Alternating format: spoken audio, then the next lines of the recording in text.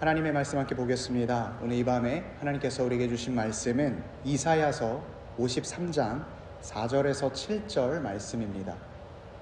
이사야서 53장 4절에서 7절까지의 말씀입니다.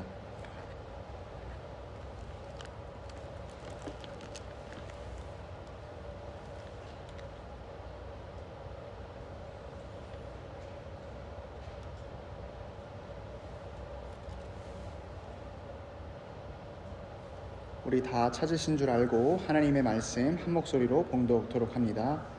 그는 실로 우리의 질고를 지고 우리의 슬픔을 당하였거늘 우리는 생각하기를 그는 징벌을 받아 하나님께 맞으며 고난을 당한다 하였노라. 그가 찔림은 우리의 허물 때문이요 그가 상함은 우리의 죄악 때문이라. 그가 징계를 받음으로 우리는 평화를 누리고 그가 채찍에 맞음으로 우리는 나음을 받았도다. 우리는 다 양 같아서 그릇 행하여 각기 제 길로 갔거늘 여호와께서는 우리 모두의 죄악을 그에게 담당시키셨도다. 그가 곤욕을 당하여 괴로울 때에도 그의 입을 열지 아니하였으며 마치 도수장으로 끌려가는 어린 양과 털 깎는 자 앞에서 잠잠한 양같이 그의 입을 열지 아니하였도다. 아멘. 저는 오늘 본문 말씀을 통해서 침묵하신 어린 양이라는 제목으로 주의 말씀을 선포하도록 하겠습니다. 사람이라면 살면서 누구나 어려움을 겪습니다. 심지어 이것은 나이가 어린 사람이라 할지라도 예외가 아닙니다. 어린이들도 그 삶을 잘 보게 되면 삶 가운데 고통이 있고 어려움이 있습니다. 인간의 삶에는 분명 희노애락이 다 존재합니다. 기쁠 때가 있으면 슬플 때가 있습니다. 그런데 이상한 것은 우리의 삶을 잘 살펴보게 될 때 즐거움보다는 슬픔과 고통이 우리에게 더 가까이 있는 것 같다는 생각이 들기 때문입니다. 이것이 우리가 인정하든지 또 인정하지 않든지 살아가면서 마주하게 되는 현실입니다. 그렇다면 우리에게는 왜 이렇게 고난이 많고 어려움이 많은 것인가? 세상이 말하는 행복의 조건을 다 갖춘다 할지라도 우리 삶에는 왜 만족이 없는 것인가? 어떤 사람들은 내가 욕심을 많이 가지고 있기 때문이다 라고 말합니다. 그래서 그 욕심을 줄이고 만족함을 배우면 행복해진다고 말합니다. 물론 틀린 말은 아니지만 욕심이 인간의 모든 고통을 다 설명할 수는 없습니다. 왜냐하면 우리가 굳이 욕심을 부리지 않아도 우리는 억울한 일을 당하고 또 힘든 일을 겪기 때문입니다. 그래서 또 다른 사람은 내가 하지 말아야 할 말을 전했기 때문에 어려움이 찾아온다고, 또는 감정적으로 대응했기 때문이라고, 또 아니면 내가 예상치 못한, 내가 주체하지 못하는 일들이 일어났기 때문이라고 여러 가지 이유로 고난과 고통을 설명하려고 합니다. 이러한 설명들이 아주 틀린 것은 아니지만 결국엔 피상적인 진단에 불과합니다.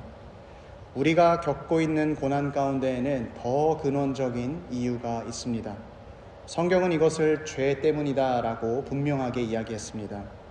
우리가 겪고 있는 모든 고통들은 다 죄의 결과로 우리가 사망에 이르게 되기 때문에 그 사망의 증상으로 나왔다고 이야기했습니다. 우리가 병이 들고 싸우게 되며 분노하고 억울한 일을 당하고 또 사고를 당하고 우리가 어렵고 힘들고 두려움과 불안 가운데 빠지는 것은 우리의 실존이 사망에 가고 있기 때문이며 그 사망을 벗어날 수 없기 때문입니다. 우리가 마치 감기에 걸리면 열이 나고 또 콧물이 나고 기침을 하는 것처럼 감기에 걸렸기 때문에 그에 따른 증상들이 나오는 것입니다. 그런 것처럼 우리도 죄로 인해서 사망할 수밖에 없기 때문에 우리 삶 가운데에는 고난과 어려움이 계속해서 일어나는 것입니다. 그렇다면 우리가 이 현실을 그냥 받아들이고 살아야 하는가? 오늘 본문의 말씀은 그렇지 않다고 이야기합니다. 고난과 고통의 삶을 해결해 주시는 분이 있다고 말하고 있습니다. 결론부터 말씀드리면 그분은 우리 주 예수 그리스도, 십자가에 달리신 우리 주님이십니다. 이사야 선지자는 예수님께서 오시기 전에 700년 전부터 오늘의 말씀을 예언했습니다. 이것은 예수님께서 십자가에 달리시는 사건이 우연이 아니라 예전부터 하나님께서 계획하신 사건이요 우리를 구원하기 위한 하나님의 은혜였음을 분명하게 말하고 있습니다. 그런데 오늘 본문에서 흥미로운 것은 이 십자가에 달려 우리를 구원하신 예수님을 가리켜서 어린 양이다라고 표현하고 있다는 점입니다. 율법에 따르면 제물에 사용되는 희생 제사 그 동물들이 참 많이 있습니다. 송아지도 있고 또 염소도 있고 심지어 비둘기도 사용하는데 왜 성경은 오늘 본문에서 예수님을 특별히 어린 양이라고 불렀는가? 왜냐하면 이스라엘 백성에게 있어서 어린 양은 아주 특별한 의미를 갖고 있기 때문입니다. 우리가 잘 알고 있듯이 구약의 말씀을 보게 되면 하나님께서 이스라엘 백성을 이집트에서 건져내실 때 일이 기록되어 있습니다. 출애굽의 이야기입니다. 그때 하나님께서는 이집트에 10가지 재앙을 보내셨는데 그 마지막 재앙이 무엇이었는지 기억이 나십니까? 우리가 잘 알고 있는 장자의 죽음이었습니다. 장자, 첫 번째 아들은 그 집안의 대표자였습니다. 그래서 장자가 죽었다라는 것은 다른 말로 하면 그 집안의 모든 사람이 죽었다라는 말과 같았습니다. 그 집 전체가 죽음을 피할 수 없고 전체가 죽어야 하는 그 상황 가운데 하나님께서는 죽음을 피할 수 있는 길을 가르쳐 주셨습니다. 다름 아닌 어린 양을 잡아서 그 어린 양의 피를 문 임방과 문 설주에 발랐을 때 죽음을 먹는 사자가 그것을 보고 넘어갈 것이라 말씀해 주셨습니다. 그래서 그날 이집트에서 탈출하던 날 밤에 어린 양의 피가 발려져 있는 집은 죽음의 사자가 넘어가게 되고 그 피가 없는 집에 죽음의 곡소리가 들리게 된 것입니다. 어린 양은 내가 죽어야 할 자리에서 나 대신 죽은 희생 제물이었습니다. 내가 겪어야 할 죽음을 어린 양이 대신 겪은 것입니다. 그래서 이후 이스라엘 백성들은 이날을 유월절이다라고 이야기하고 자신의 자녀들에게 단 한 아이도 빠지지 않고 이 어린 양의 이야기를 가르쳤습니다. 그런데 이 어린 양의 이야기는 단지 옛 이스라엘의 역사의 이야기가 아닙니다. 오늘날을 살아가는 모든 사람들에게 해당하는 이야기입니다. 왜냐하면 우리 모든 인간이 죄 가운데에 거하면서 하나님 없이 살면서 죽음 아래에 존재하는 사람들이기 때문입니다. 오늘 말씀은 이렇게 이야기합니다. 우리는 다 양 같아서 그릇 행하여 각기 제 길로 걸어갔다.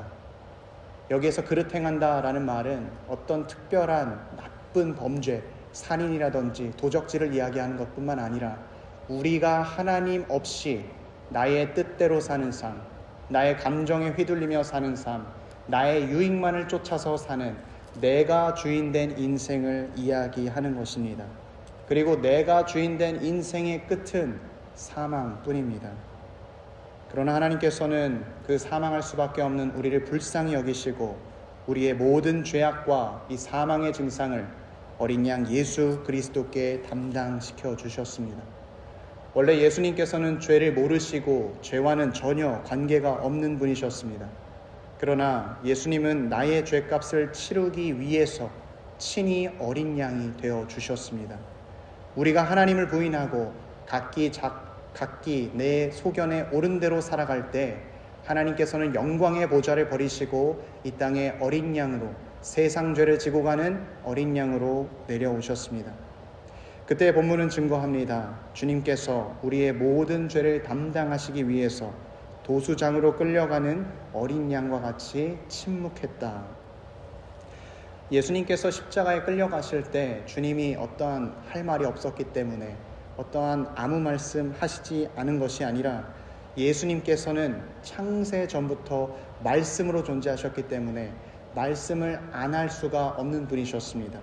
하나님과 함께 말씀으로 모든 만물을 창조하셨고 지금도 만물을 다스리고 계신 분이십니다.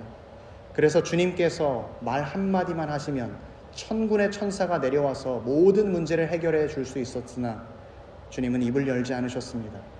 실제로 우리가 복음서를 보게 되면 빌라도가 예수님을 신문하고 있었을 때 대제사장들과 서기관들이 찾아와서 예수님을 거짓으로 고발하고 증언할 때에 빌라도가 저들이 너를 향해서 이야기하는 그 고발을 너는 듣지 못하느냐라고 물었습니다. 그때 예수님은 침묵하시고 아무 말씀도 하지 않으셨습니다. 주님께서는 왜 침묵하셨는가? 주님은 무엇 때문에 아무 말씀하지 않으셨는가? 그 목적은 단 한 가지였습니다. 우리를 대신해서 우리가 가지고 있는 모든 죄악을 담당하시기 위함이었습니다. 주님께서는 우리가 가진 모든 죄악과 사망을 짊어지셨습니다. 주님의 침묵에는 우리의 질고가 들어있고 우리의 더러움이 들어있고 우리의 허물과 죄악이 들어있었습니다. 그래서 예수님께서 침묵하신 것은 실은 우리를 너무나 사랑한다는 온 우주에 울려 퍼지는 가장 큰 외침이었습니다. 그렇다면 어린 양이신 주님께서 모든 죄를 담당하시고 십자가를 지셨을 때 우리에게는 어떤 일이 벌어졌습니까? 성경은 그 결과를 이렇게 이야기합니다. 오늘 본문 5절 하반절 말씀에 그가 징계를 받음으로 우리는 평화를 누리고 그가 채찍에 맞음으로 우리는 나음을 받았도다. 하나님 앞에 섰을 때에 우리는 죽을 수밖에 없는 죄인이었지만 이제 어린 양이신 예수 그리스도께서 흘리신 보혈 아래에서 의롭다 선언받게 된 것입니다. 마치 출애굽하던 날 죽음의 사자가 문 앞에 서서 어린 양의 피를 보고 넘어갔던 것처럼 우리의 죄악과 우리의 허물이 예수 그리스도의 보혈 아래에 있을 때에 우리는 의롭다함 받게 되었고 우리의 모든 죄악이 주 예수 그리스도의 보혈로 말미암아 덮어지고 깨끗함 받게 된 것입니다. 주님의 보혈 아래에 있을 때 어둠의 권세는 힘을 잃습니다. 우리의 죄는 주님의 피로 말미암아 덮어지고 깨끗게 된 것입니다. 그래서 바울 사도는 이것을 가리켜서 이렇게 얘기했습니다. 그러므로 이제 예수 그리스도 안에 있는 자에게는 결코 정죄함이 없다. 예수님께서 십자가에서 이미 우리의 죄값을 다 지불하셨기 때문에 우리는 이미 의롭다 칭함을 받았고 과거에 내가 저질렀던 실수, 내가 후회하고 있는 모든 일들이 나를 다시 참소해서 나를 무너뜨리지 못한다는 약속과 확신의 말씀입니다. 왜 우리의 죄가, 과거의 죄, 현재의 죄, 미래의 죄가 우리를 넘어뜨리지 못하느냐? 우리의 죄를 대속한 것은 썩어질 은과 금으로 된 것이 아니라 오직 흠없고 점없는 어린 양의 영원하신 보혈로 이루어졌기 때문입니다. 또한 어린 양이신 주님께서 침묵하셨을 때 우리의 모든 죄를 담당하시고 십자가를 지셨을 때 우리가 받는 유익은 여기에서 끝나지가 않습니다. 그리스도로 말미암아 우리는 하나님과 다시 친밀한 관계를 회복하게 되었습니다.